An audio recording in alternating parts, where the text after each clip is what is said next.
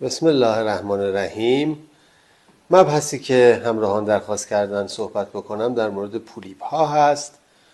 پولیپ زوائدی هست که از مخاط، گاهن زیر مخاط، از دستگاه گوارش، از هر قسمتیش ممکنه منشأ بگیره و 3 دسته پولیپ های بی خطر، کم خطر و پرخطر تقسیم میشن و رفتار با هر گروه از این پولیپ ها متفاوت است و بر اساس اینکه جواب پاتولوژی و جواب نمونه‌ای که از این پولیپ ها برداشته شده چه هست، رفتار ما با این پولیپ ها متفاوت خواهد بود. اهمیت پولیپ ها همینجور که عرض کردم در دسته‌بندی اونها به 3 گروه لو ریسک یا کم خطر، اینترمدیت ریسک خطر متوسط و های ریسک خطر زیاد هست. این خطر چی هست؟ خطر تبدیل شدن به سرطان هست.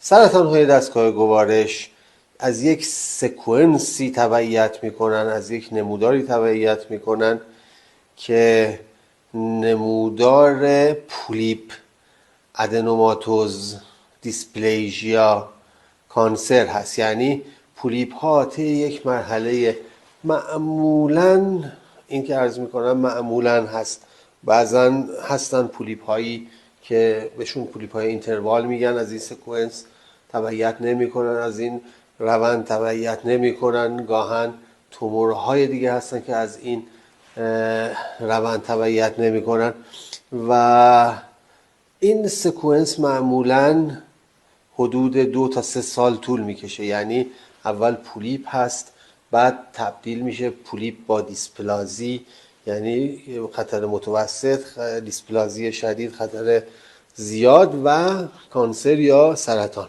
به همین دلیل پولیپ ها رو ما باید خیلی جدی بگیریم و پولیپ ها برداشته بشن، به خصوص پولیپ هایی که در معرض خطر و ات ریسک هستند.